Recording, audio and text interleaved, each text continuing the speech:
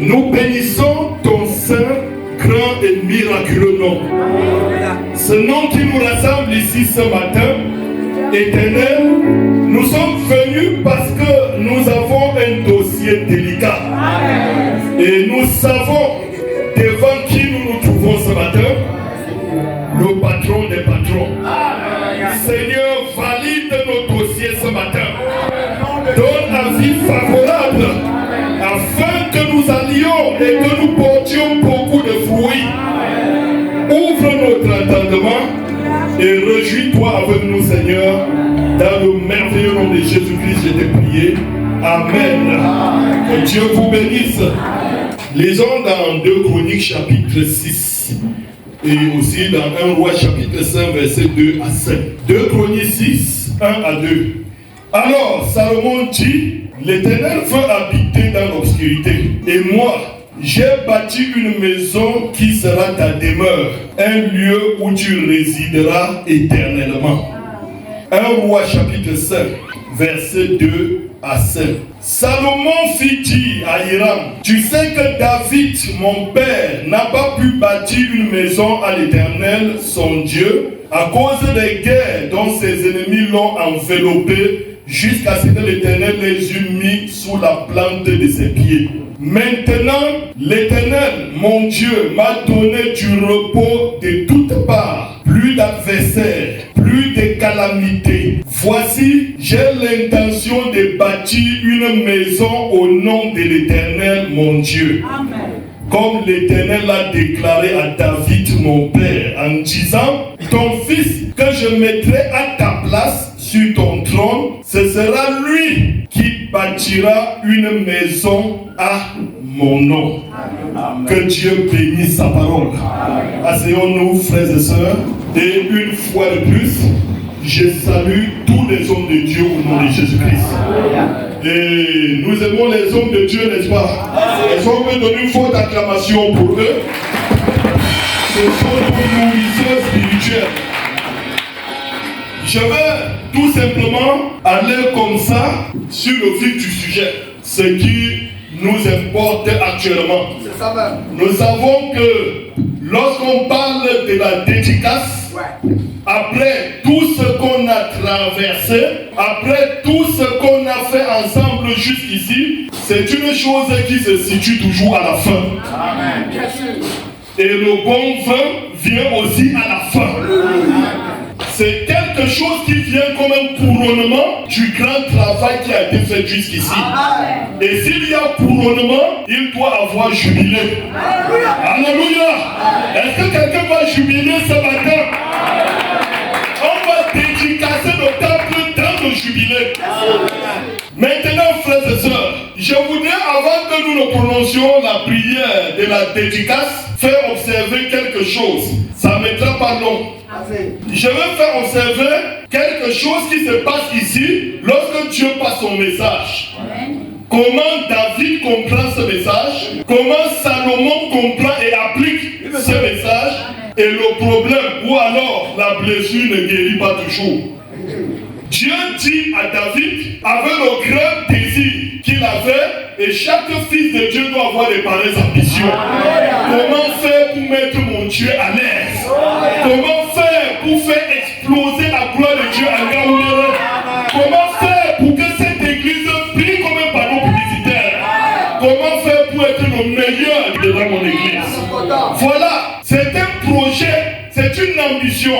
Frère Branham dit, si on me demande quelle est ta plus grande ambition sur terre, je dirais ma plus grande ambition sur terre, c'est voir Jésus-Christ glorifié. C'est ce que chacun de nous doit rechercher. David voulait voir ça. David se rend compte que Dieu l'a rendu confortable de rien qu'il était. Dieu lui a tout donné, mais il sent toujours qu'il y a un vide, il y a un embarras, il est même complexé. Il reconnaît le Dieu très haut, le suprême, et lui qui est très bas là-bas, vit dans des maisons désertes, des maisons lambrisées, et on sait Dieu dans une tente. Et David n'a plus eu le sommeil dans les cieux depuis que cette pensée est montée dans son esprit.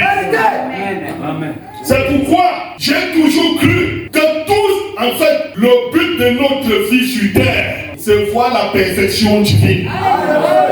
Voir le monde de la foi se rendre parfait à tous les niveaux. Parfait dans notre comportement. Parfait dans notre manière de servir Dieu. C'est-à-dire que chaque jour, nous cherchons à faire mieux. Alléluia. Regardez, frères et sœurs. Je ne peux pas vivre confortable pendant qu'on sert Dieu dans une tente. Alors, je pense qu'il me faut faire quelque chose. Et lorsqu'il faut travailler pour le Seigneur, frères et sœurs, ce n'est pas une affaire, une pensée d'équipe. Il faut d'abord t'engager individuellement. Parce que même le réveil commence toujours par une personne. Et puis c'est envahi. Il ne faut pas dire si tel fait, je le ferai. Prends d'abord l'engagement sur toi-même. Il faut d'abord être convaincu, être concerné, d'être marqué, et beaucoup d'autres se rassembleront autour de toi. Et Dieu se glorifiera. Pour David, lorsque la pensée monte, il n'est pas en train de demander avec l'équipe, ils vont s'associer pour construire une maison à l'Éternel. Il dit lui, il faut le faire. Et tellement cette ambition rongeait son esprit que le prophète Nathan, qu'on appelait même le prophète du roi, à côté de lui, a balancé quelque chose comme ça. Et comment c'est qu'il est prophète? On dit que bon, c'est pas l'esprit prophétique qu'il a dit, non, c'était pas son esprit humain. Oui, c'était pas son esprit humain, c'est même pourquoi, plus qu'il lui aussi était sincère. Les ambitions de David n'étaient pas mauvaises, c'était de très bonnes ambitions. C'est pourquoi Dieu va renvoyer Nathan et David, parce que Dieu est tellement sage qu'il n'aime pas la confusion. Nathan vient de lui dire, vas-y, l'Éternel est avec toi. Et si un autre prophète vient lui dire, Dieu n'est pas d'État, ça deviendra une confusion. C'est pourquoi Dieu utilise le même pour aller corriger la situation. Alléluia. Dieu ne fait pas d'erreur. Le même prophète qui a dit, mets ta vie en ordre, parce que tu vas partir. Lorsque Ézéchiel pleure, Dieu prend le même prophète pour venir lui dire, je commande tes enfants. Si c'était un autre prophète, il y aurait confusion. Alors Dieu est un Dieu d'ordre, un Dieu de discipline. Il faut que son peuple soit ordonné et discipliné. Amen. On ne veut pas, le genre que tu apportes une parole ici, 5 minutes après, ton collaborateur détruit tout ce que tu as construit. Alors cette confusion fait plus du mal au peuple qu'à nous. Oui. C'est pourquoi Frère Branham disait toujours, si vous sentez que ça ne va pas, venez me voir. Plaçons les Écritures à terre. Et là-bas, je peux réaliser que j'ai commis une erreur. Ce serait plus noble si moi-même je venais arranger cela. Ce serait mieux comme ça. Ça que quelqu'un d'autre a tué mon influence. Parce que j'ai un grand nombre qui me croient. Vous tuez mon influence, vous tuez 150 derrière moi. C'est comme ça. Amen. C'est pourquoi il est même interdit d'aller te tenir devant l'église catholique et insulter le prêtre. Il y a des gens qui le croient et qui tiennent leur vie que de ce prêtre-là. Il y a des choses qu'il ne faut pas faire. Alléluia.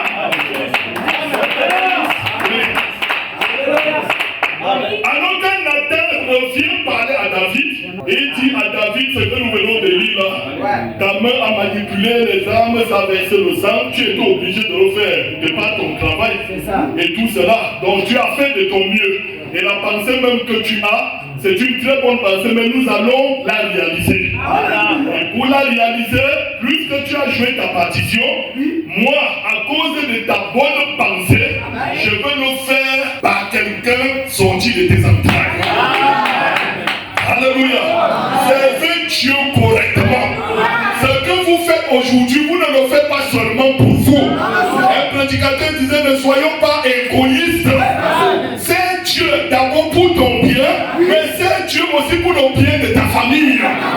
Parce qu'il y a quelqu'un qui t'observe. Oui.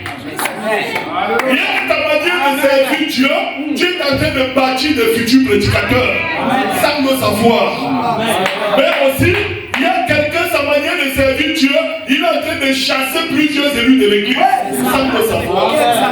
Parce que là où il y a des anciens comme Jean, il y a aussi d'autres comme Diodrephe. Voilà.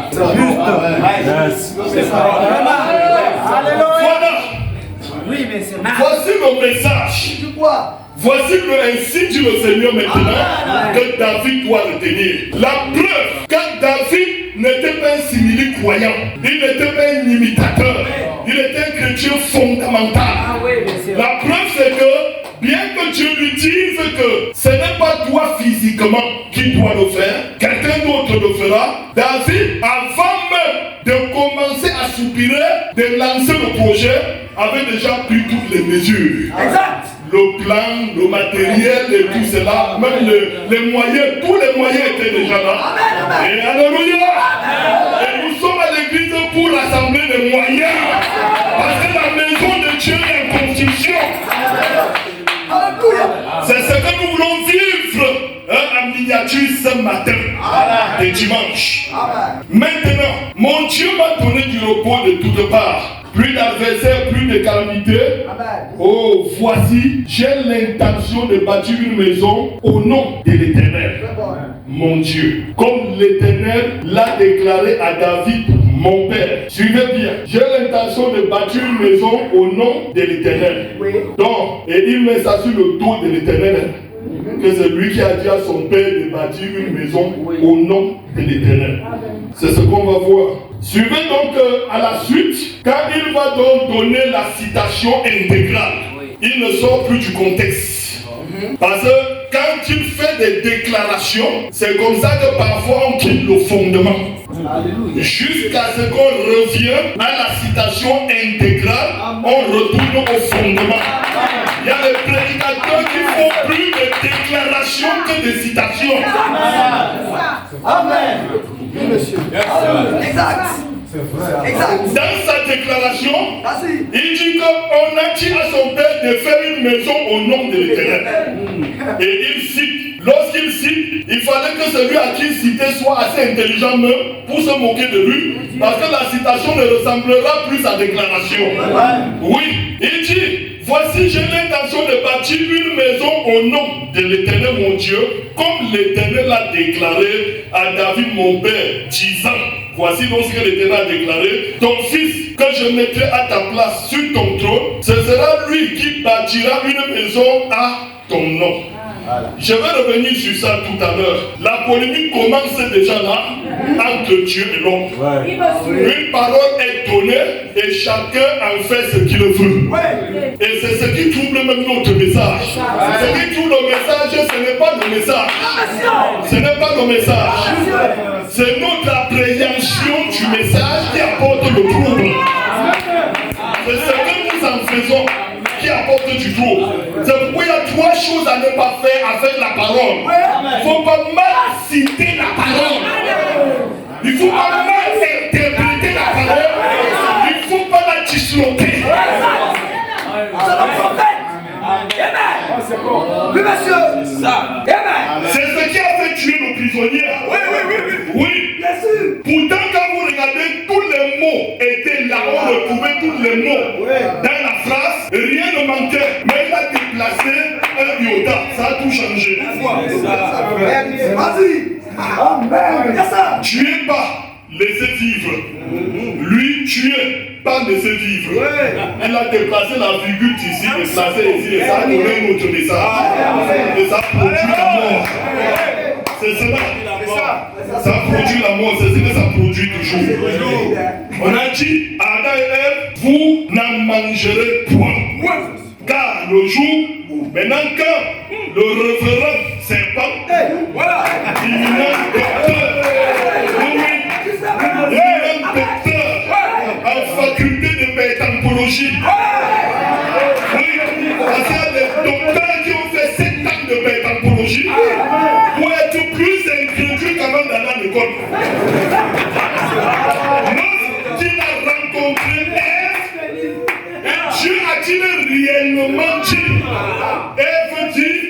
dit, vous ne mangerez pas. Et vous n'y toucherez pas. Ce n'était pas écrit. Elle a ajouté sa part. Et là, je vais l'appeler.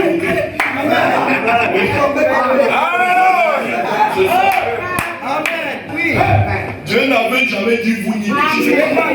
Elle a voulu aider Dieu. Donc nous cherchons toujours à aider Dieu. On veut interpréter l'interprétation de vrai moment. Et ça devient autre chose. C'est cela. Amen. Amen. Alors, donc le problème c'est ça. Le problème qui va commencer dans cette affaire, de la maison que Dieu recherche. Je donne mon petit sujet ici, le lieu de repos que Dieu recherche. Amen. Parce que c'est de ça qu'il s'agissait.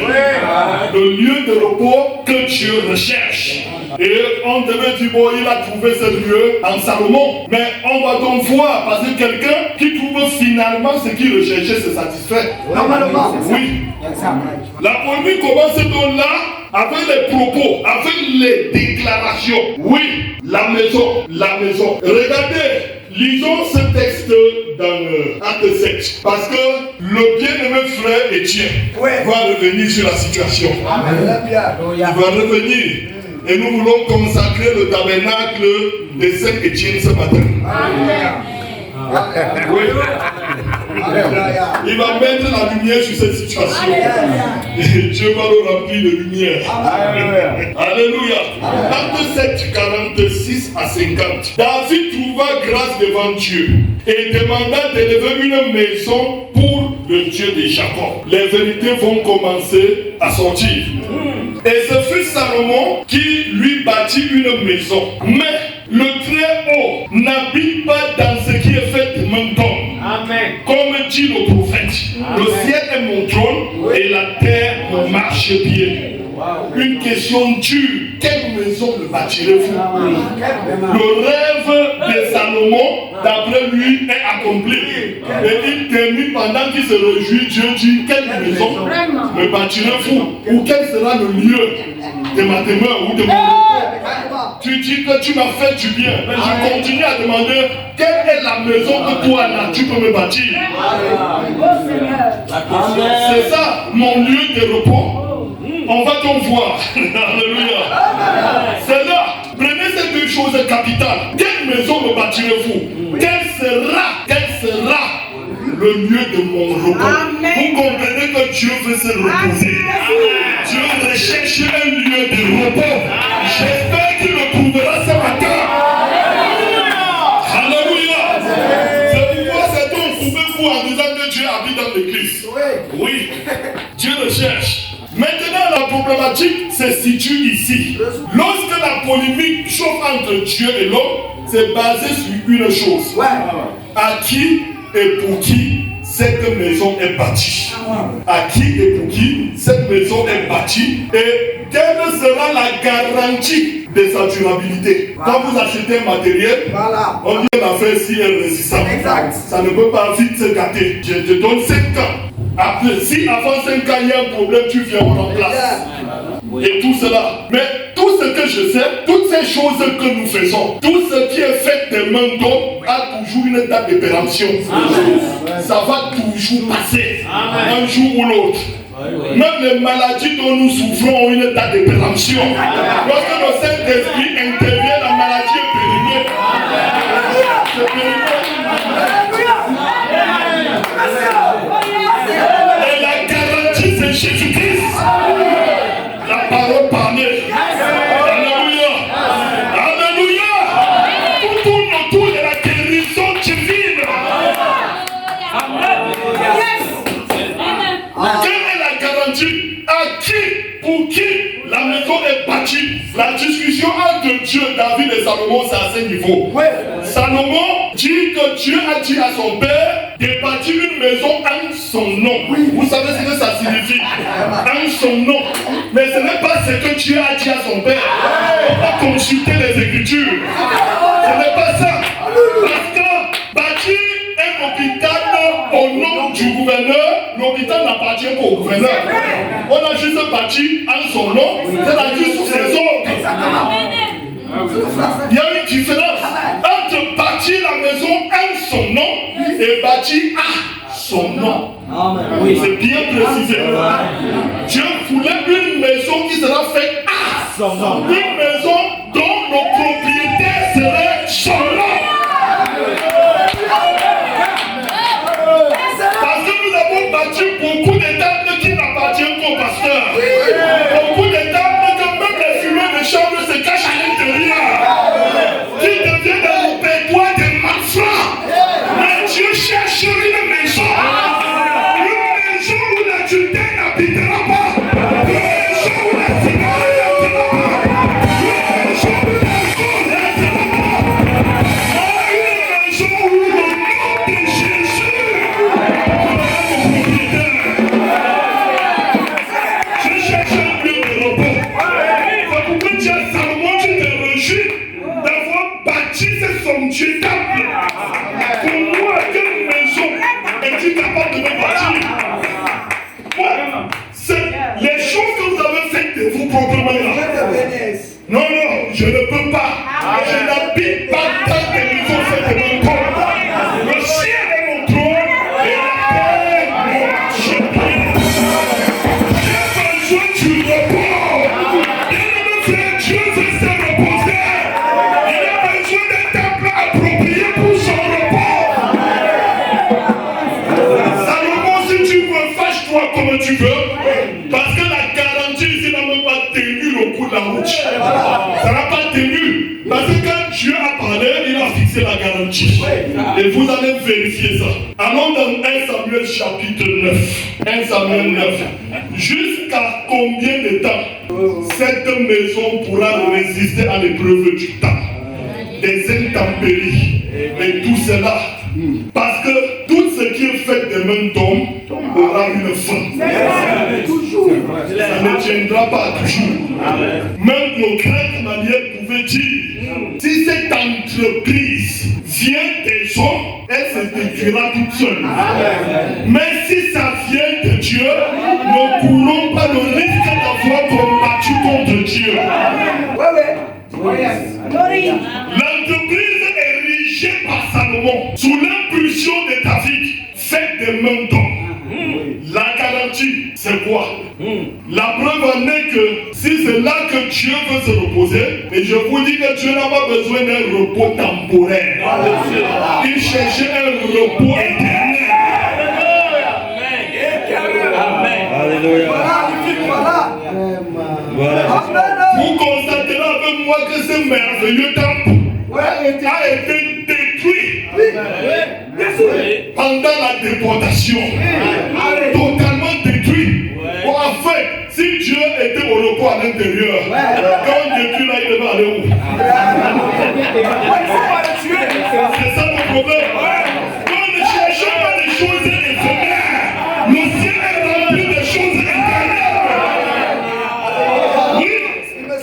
La dédicace, c'est lorsque le ciel et la terre se rencontrent. Il y a fusion entre la divinité et l'humain. Il y a fusion entre l'homme et Dieu. Et la divinité marche sur la terre. Parce que l'homme que tu es la partie visible de la divinité marchant sur la terre. La dédicace. Nous ne sommes pas ici pour dédicacer les quatre murs. Nous voulons dédicacer le lieu de repos de Dieu.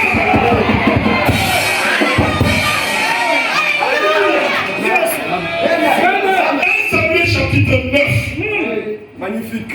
Le grand Dieu, l'homme qui a tous les plans, nous livre ici la garantie de son lieu de repos. Oui, verset 12 à 16. Quand tes jours seront accomplis et que tu seras couché avec tes pères. Salomon qui parlait pour David, ici on nous donne le récit intégral qui a été livré à David. Et suivez le récit. Quand tes jours seront accomplis et que tu seras couché avec tes pères, je lèverai ta postérité après toi. Celui qui sera sorti de tes entrailles et j'affermirai ton règne. Enlevez David, placez-vous dans cette écriture. Oui, vous servez Dieu pour que les gens après vous aient la Verset 13. Ce sera lui. Là, c'est Dieu qui parle. Saisissons donc Dieu. Saisissons le sens de son message. Amen. Parce que prêcher le message, ce n'est pas prérogatisé. Frère Branham. Frère Branham a dit oui. Frère Branham a dit oui. Mais à certain niveau, ça devient la loi de code pénal pour frapper les uns et les autres.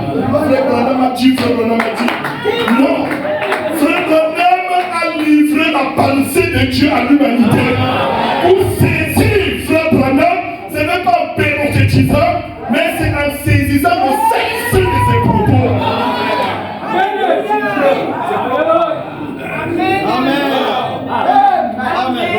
C'est là. Dieu te bénisse. Dieu dit verset 13. Ce sera lui qui bâtira une maison à mon nom. C'est lui qui sort de tes entrailles, qui fera une maison dont le propriétaire légitime sera mon nom. J'ai un nom et je cherche où ce nom va vivre. Amen. Oui. Un nom qui a été caché de tout l'Ancien Testament. Je serai pour lui un père et il sera pour moi un fils. S'il fait le mal, je le châtierai avec la verge des hommes et avec les coups des enfants des hommes. Mais ma grâce ne se retirera point de lui. Comme je l'ai retiré de Saül que j'ai rejeté devant toi. Merci beaucoup. Le verset 16. Ta maison et ton règne seront pour toujours assurés. Ton trône sera pour toujours affermi. Amen. Amen. Parfois, il nous arrive, oh frère, Salomon à la fin de sa vie, vous avez vu ce qu'il est devenu. Salomon a bien servi Dieu. Alors, ça c'est pour vous, hein. Ça c'est pour vous là-bas. Dieu nous apprend ici que le trône de Salomon sera affermi pour toujours. Alléluia. Mais si nous le comprenons au premier degré, nous serons des purs et simples littéraires de la Bible. Oui. Parce que le message à Salomon se comprend entre les lignes. Alléluia. Amen. Parce qu'au premier degré, nous sommes tous d'accord que Salomon n'a pas régné pour toujours. Oui. Il a régné son temps et puis il est parti. Mais Dieu nous dit ici que son règne sera affermi pour toujours. C'est cela. Donc le grand problème, d'une part, la maison est faite à mon nom. D'autre part, c'est fait à mon nom. C'est là que le traitement doit être fait. Alléluia. Les temples faits des hommes ou par les hommes et pour les hommes n'ont pas résisté longtemps. C'est vrai. Mais l'unique temple qui a réussi et qui réussit à résister à l'épreuve du temps, qui réussit à subsister et qui subsistera éternellement, ce temple-là, c'est Jésus-Christ. C'est Jésus-Christ. C'est le corps tangible, le corps éternel. Amen. Oui. Amen. Amen. C'est là. Amen. Ton fils que je mettrai à ta place sur ton trône, ce sera lui qui bâtira une maison à mon nom. D'où je disais, Dieu recherche une maison pour son repos. Amen. Je cherche une maison où il va se reposer. Si hier Dieu avait attribué cette maison au temple de Salomon, Dieu n'a pas mis l'homme à l'intérieur avant qu'on ne la détruise. On va dire qu'on a reconstruit. On a juste reconstruit. Même après la déportation de Babylone, lorsque le roi Perse leur a donné l'autorisation de venir rebâtir sur les fondements, on a rebâti cela, mais ça n'avait plus le même éclat. Et après, quand Hérode est venu, il a rénové la chose et l'a rendu plus somptueux, mais en perdant certaines dimensions. Alors, c'est pourquoi ce temple-là qui s'ouvre, pourquoi on essaie toujours de caler comme on cale le bananier pour que ça ne tombe pas. Parce qu'on croit toujours que c'est là-bas que Dieu viendra se reposer. Vraiment. C'est pourquoi on détruit autant de Jérémie, on revient, on reconstruit. Et puis on vient rénover. On fait tout pourquoi Dieu a dit qu'il va venir se reposer dans son temple. Et alors, le jour vient où Dieu doit être décidé de redresser la compréhension de lui. Si Dieu t'aime, il te retire de l'ignorance. La plus grande maladie au monde, c'est l'ignorance. Et le plus grand ignorant de la planète, c'est un ignorant qui ignore qu'il ignore.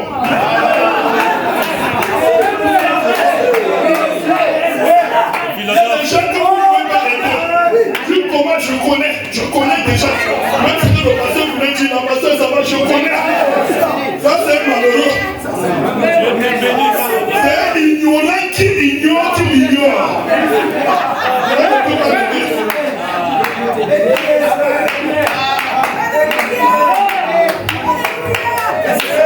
Alors, Dieu dit longtemps par Moïse, Exode 6:3, je suis apparu à Abraham, à Isaac et à Jacob, comme le Dieu tout-puissant, comme Elohim. Mais je n'ai pas été connu d'eux sous mon nom.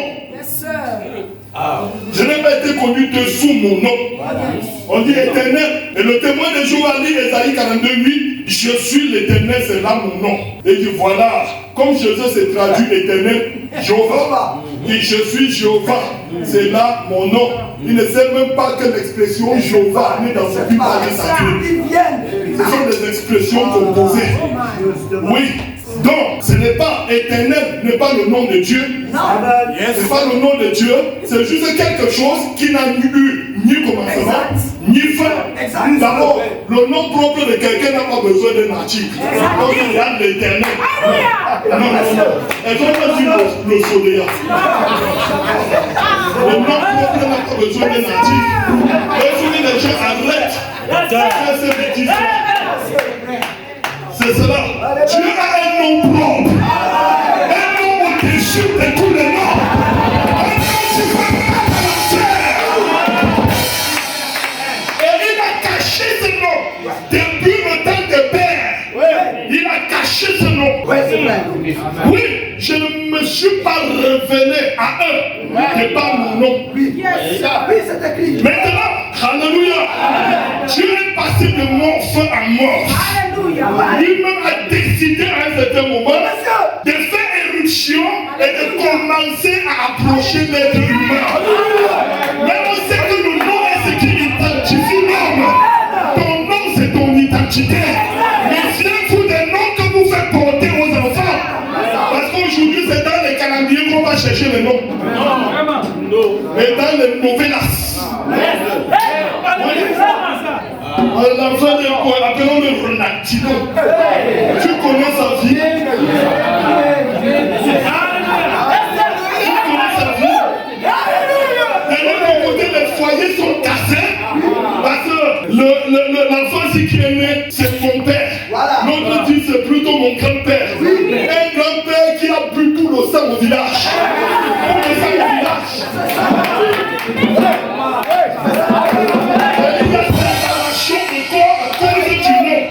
C'est mon père, c'est mon grand-père, c'est moi. La part de Dieu dedans, c'est quoi? On dit là, on ne donnait pas les noms de manière fantaisiste. On ne donnait pas ça pour complaire. Mais vraiment, comme mon oncle là, il m'aime beaucoup, on donne son nom. Il faut qu'il y ait une raison. Il faut même que tu sois poussé par l'esprit pour le faire. Parce que quand vous regardez les enfants nés en Israël, leur nom est prophétique. Lié à leur destin. Et je te dis que ton nom est lié à ton destin. C'est pourquoi, si ton nom t'oriente vers une mauvaise destinée, change de nom.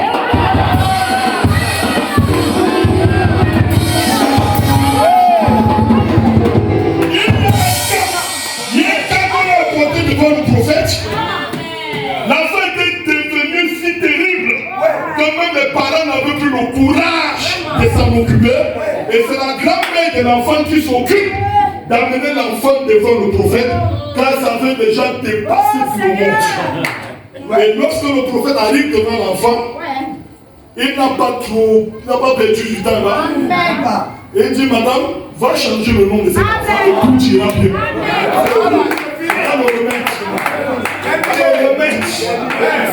Alléluia. Je ne peux pas vous ouvrir la part de témoignage, nous avons un objectif.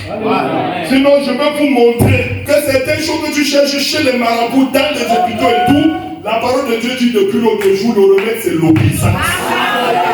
Ce n'est que l'obéissance. Revenir au principe. Vraiment, lorsque l'église commence à quitter la chose véritable, elle entre dans n'importe quoi. Oui, elle entre dans n'importe quoi. On commence à créer des substituts à la place de la réalité. Et on soutient avec frère Branham a dit. On oublie qu'il a aussi dit. On ne fonde pas une doctrine par une citation. La doctrine se soutient par la Bible. Tout le message doit travailler pour soutenir une ligne de doctrine. Oui, une citation ne peut pas faire une doctrine. Ni un verset biblique. Oui. Il y a beaucoup de choses dans le message. Et si tu as avec le zèle de la génération spontanée, tu vas te couler. Tu vas te couler. Vous allez attendre, lorsqu'on laisse Josué de prendre la conduite. Oui. La Bible dit que ce sont les anciens eux-mêmes qui ont appelé Josué. On l'a assis. On l'a dit, tu n'as rien à craindre, nous sommes avec toi. Parce que nous reconnaissons ce que Papa Moïse nous a dit. Nous serons avec toi. Nous te soutiendrons. Si et seulement si nous réalisons que ce qui s'est passé avec Moïse, tu le fais aussi de la même manière. Et comme je dis, avec Moïse, quand le peuple avait faim, la manne tombait du ciel. Avec Moïse, quand ils avaient soif, l'eau coulait du rocher. Avec Moïse, quand ils étaient attaqués, la colonne de feu intervenait. La colonne de nuée intervenait. Alléluia. Et on dit à Josué que les choses, les mêmes choses qui ont suivi Moïse, te suivent aussi. Et nous serons avec toi. Josué chapitre 7, c'est là où tous les jeunes prédicateurs tombent. Oui. C'est là maintenant où tout est prouvé. Si ta parole est un appel divin ou un appel familial. Oui. Parce qu'il y a beaucoup de prédicateurs qui servent le Dieu de leur père. La succession ministérielle. C'est cela. On a tellement vécu avec. Vous n'avez pas remarqué qu'un papa qui est un éminent chanteur dans l'église, montrez-moi parmi ses enfants qui ne chantent pas bien. On va le cas crier ici, cantine numéro tant. Pendant qu'on cherche le numéro du cantine, l'enfant a tout ça pour pied dans sa tête. Elle n'a pas besoin du cantine pour chanter. Tellement de père éminent dans la prédication, puissant. Le garçon même peut faire doublement. S'il vous plaît, même ça n'est pas appelé. Ça n'est pas appelé.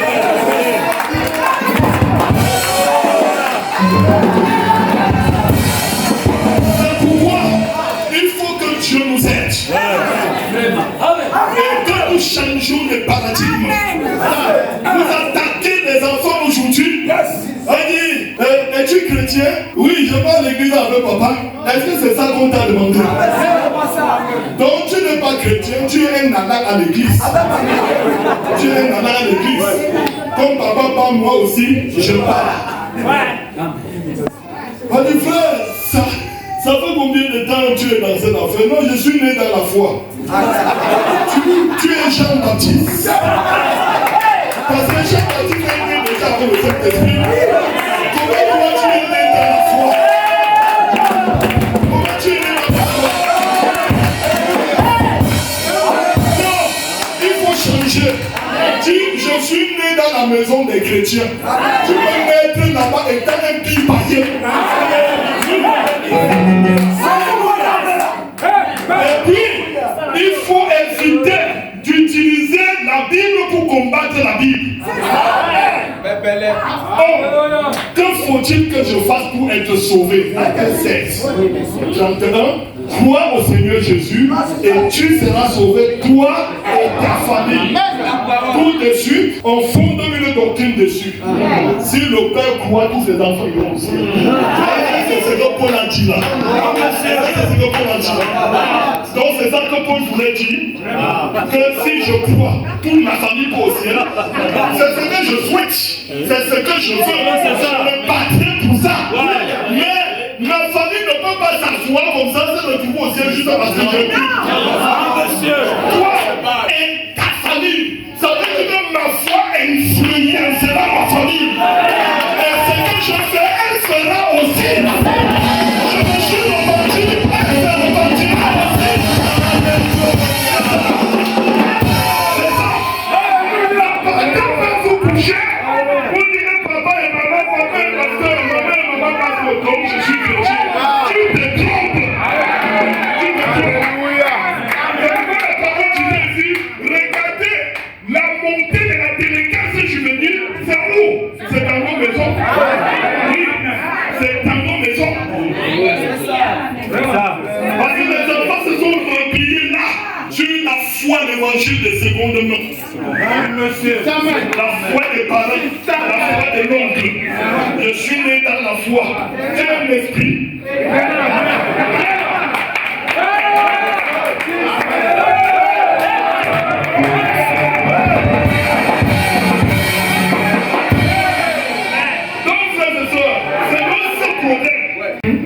Les signes sont donnés. Et qu'est-ce qu'on voulait dire?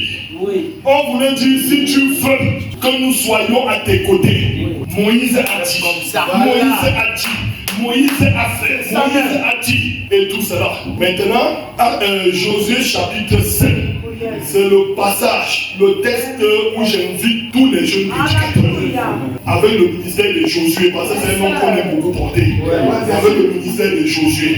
Allez donc voir Josué faire exactement ce que Moïse a fait. Amen. On devrait approcher Pierre à la Pentecôte et dire, Pierre, tu es ministre, je suis ministre. Voilà. Ce n'est pas comment on te respecte là que tu peux croire que tu vas nous dire. Nous allons dire. Tu dis qu'on doit se baptiser comment? Est-ce que c'est écrit? Est-ce que c'est ce que Jésus a dit? Jésus a dit que au nom du Père, du Fils et du Saint-Esprit, et on doit dire seulement ce que disent les baptisés. Tu es même sûr que tu as écouté les baptisés? Tu as écouté le son d'une corde vocale. C'est tout. C'est pourquoi tu es arrivé à confondre la foi de Dieu à la corde vocale de Dieu. Alléluia. C'est ça le problème. Alléluia. Donc pour toi, la foi de Dieu c'est oui.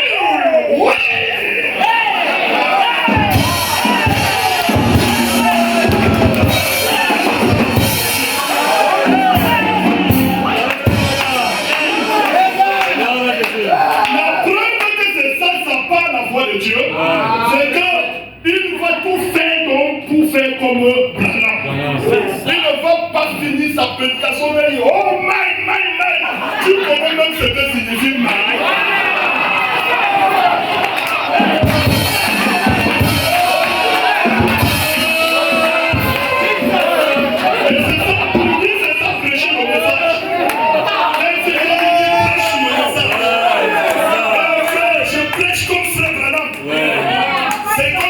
Est-ce que tu vis comme Frère Branham?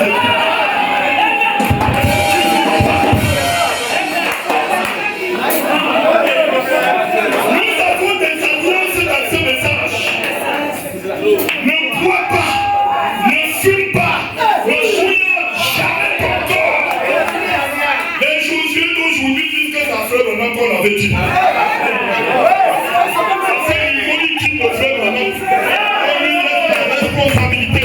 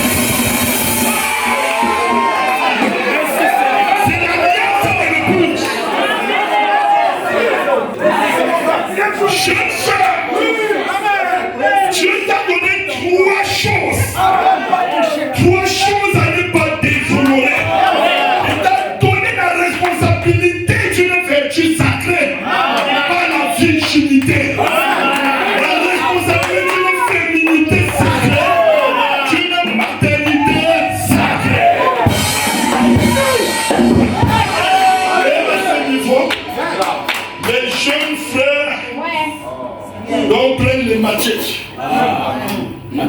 Pasteur, je veux me marier. Oui, les sœurs sont là. Je veux une sœur vierge. C'est bien. Toi-même là, tu es vierge.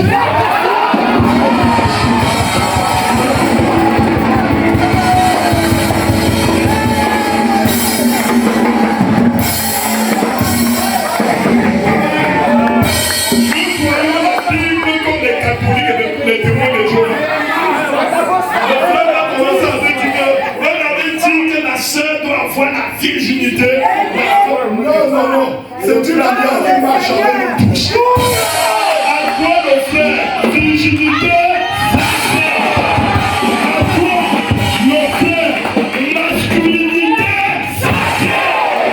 toi le frère,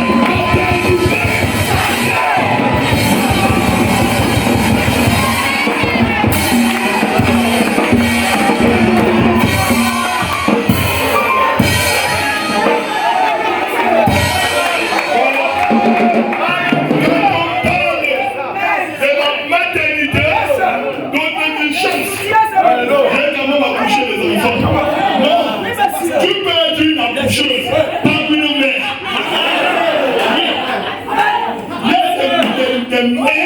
Mais il y a aussi des accoucheuses. Donc elle accouche seulement, mais elle ne peut pas être humaine.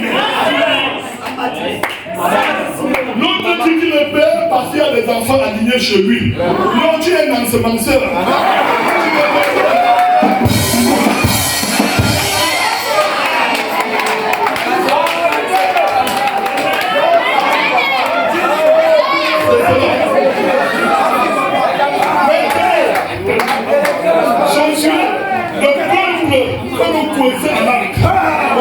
On connaît les citations. Si projet un acte sans citer les citations, là on va l'asseoir. Josué veut livrer une bataille importante. Un défi terrible à relever. Oui, monsieur. Et Josué, lui, il sait que face à cette situation, il ne peut pas. Alors il doit retourner au Genève. Il doit aller encore consulter celui qui l'a appelé. Alléluia. Lorsqu'il va se tenir là au bord du chemin, je peux m'imaginer que dans sa prière, avec les plans des anciens, tout ce que tu vas faire, que ça soit seulement comme Moïse a fait. Donc, le jour qu'on dit qu'on a choix, tape le rocher. Le jour qu'on dit qu'on a faim, fais la lettre qu'on a fait pour le faire. Le jour qu'on dit qu'on est malade, attends que c'est pas sur le lit. Voilà. On attend parce que c'est ça que Moïse a fait. Est-ce que vous savez que Josué c'est la continuité de Moïse? Est-ce que vous savez que Josué n'avait pas un message particulier? Le message de Josué, c'est le message de Moïse. Une dimension plus élevée. Une proportion.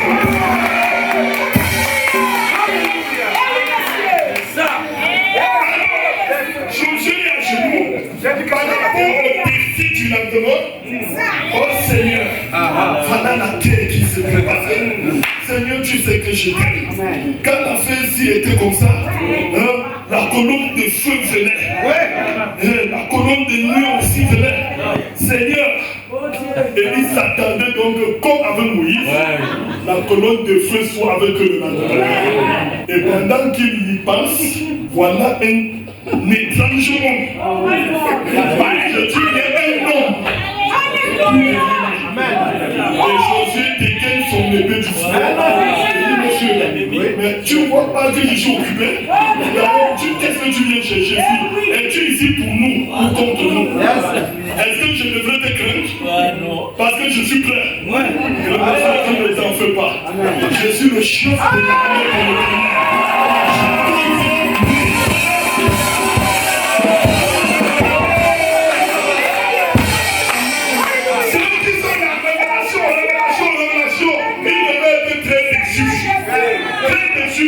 Parce qu'il serait d'abord en train d'attendre dès que ça déclenche la colonne de feu qui sort. Mais cette fois-là, c'est un homme qui est sorti. La colonne de feu était devenue.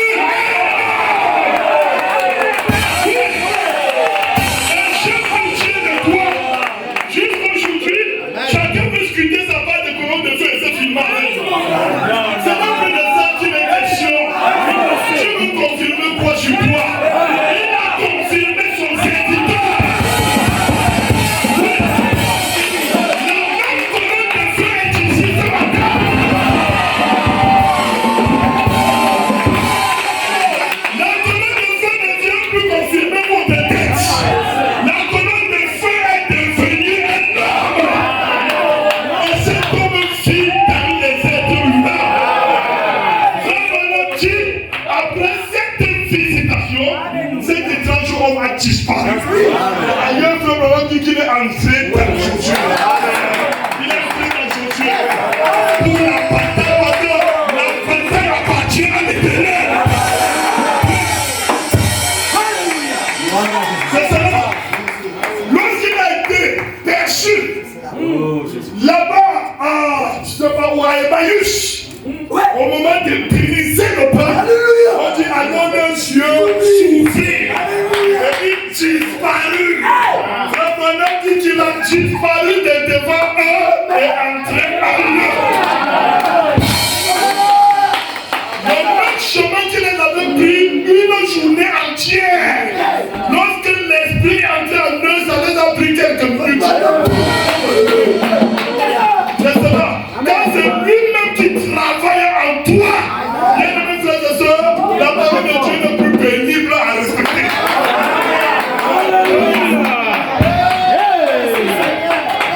Oh. Voilà donc pourquoi même la famille se signale. On a faim. Alors, les anciens attendent.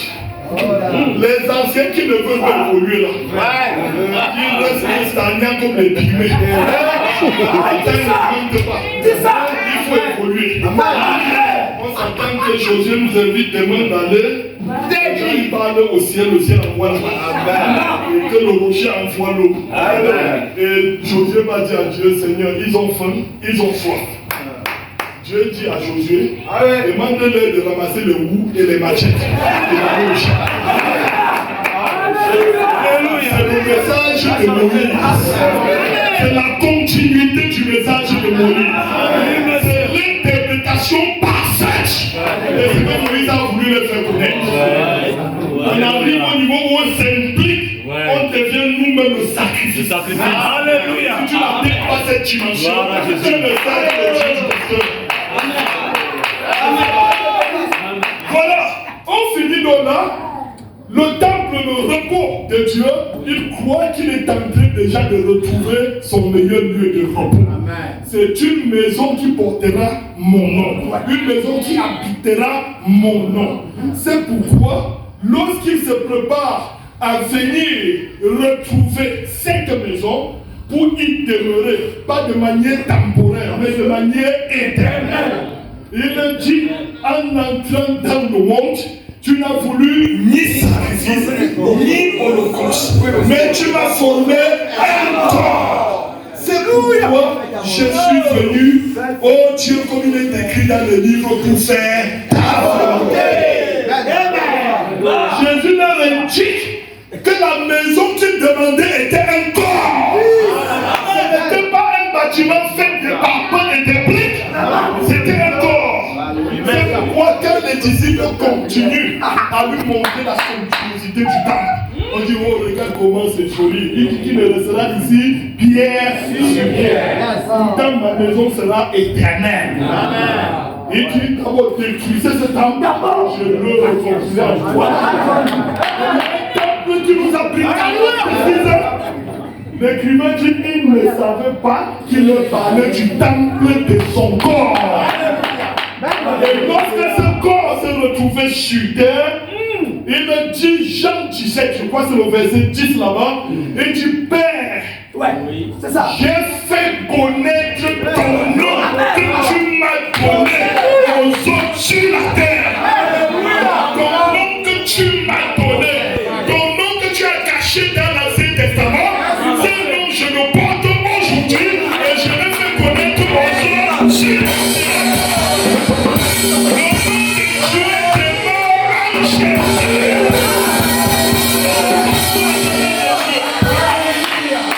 Alléluia. Laissez-moi lire cette citation. Amen, amen. Je n'ai pas la tête de prêcher tout le message de l'heure. Je prends ma portion. En tenant compte de nos circonstances aussi. Voilà. Dans le message, la dédicace d'une église. Frère Branham dit au paragraphe 42, Mais je ne puis te permettre de bâtir un temple car je vais laisser ton fils le bâtir. Oh, c'était des types et des oncles. Salomon lui bâtit un temple. Mais le véritable fils de David, c'est Jésus-Christ. C'est lui qui bâtit le véritable temple. Oui, qui fut né d'une vierge et son corps, c'est le temple éternel de Dieu. Laissez-moi faire remarquer ça. Amen. Le temple qu'on réclamait à Salomon, c'était Jésus-Christ. C'était Jésus. C'est là-bas que Dieu allait faire habiter son nom. Amen. Dès qu'il est né, alors on a inscrit ce nom et c'est là où Dieu a trouvé demeurant. Il y a si longtemps que je suis avec vous et tu ne m'as pas vu. C'est cela. Je m'arrête ici, sortez le reste à la maison.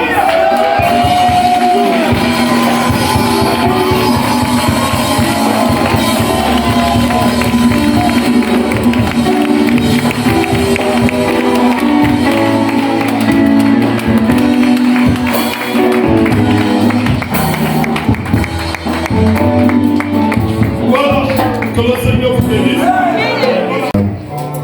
Observons la prière. Nous prions le Seigneur. Dieu est notre Père. Tu es vivant. Seigneur Dieu, tu n'es pas une histoire. Éternel, ce matin, nous t'avons entendu parler. Ô Dieu Tout-Puissant, nous te prions, Père Céleste, de prendre position de telle manière éternelle que tu sois ce Dieu réel de William Branham. Pas simplement une imagination.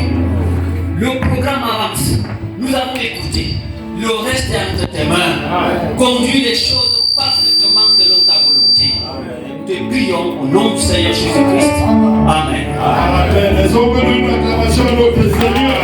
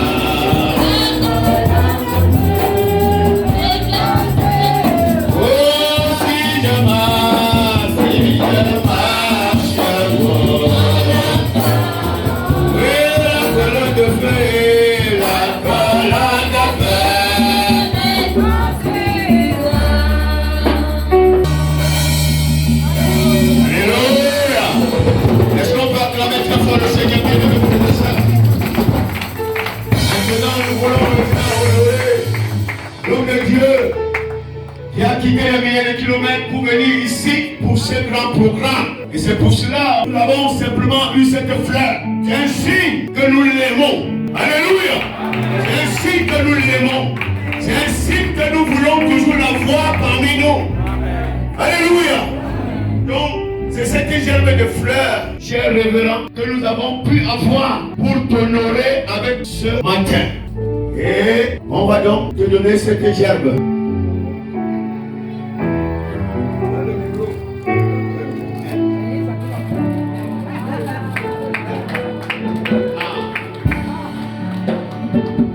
On va acclamer très fort de notre frère et soeur. Les photos.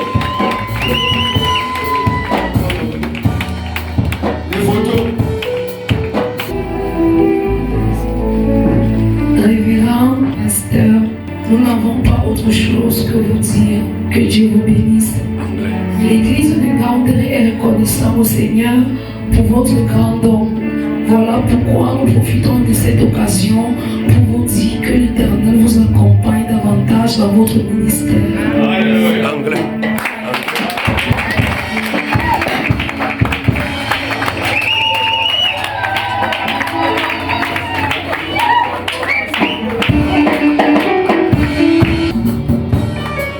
Alors l'apôtre voudrait dire quelque chose. C'est pour cela que nous lui donnons la parole. Alléluia. Nous sommes très heureux et en même temps nous sommes très émus. mon épouse et moi. Et nous rendons toute la gloire à notre Seigneur Jésus-Christ, à son humble serviteur ici et son épouse, à tous les costumes de Dieu qui sont là à cet événement, et shalom à l'épouse de Christ. Merci beaucoup. Est-ce qu'on peut acclamer très fort le Seigneur Jésus-Christ? Les photos.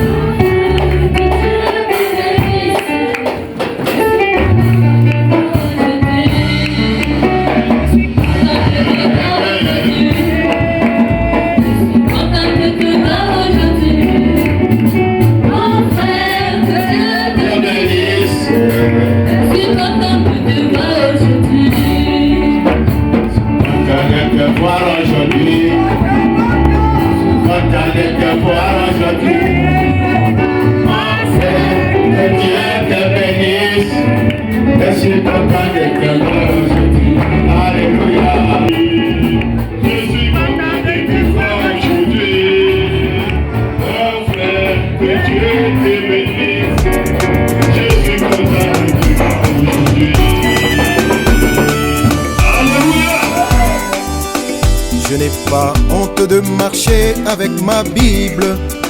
Je n'ai pas honte de ma religion. Je n'ai pas honte de parler de Jésus-Christ. Je n'ai pas honte de ma religion. Oh, yeah, lélé. Je n'ai pas honte et jamais je n'aurai. Je n'ai pas honte de ma nouvelle naissance. Yeah, lélé. Je n'ai pas honte, à Dieu ne plaise. Je n'ai pas honte de ma religion.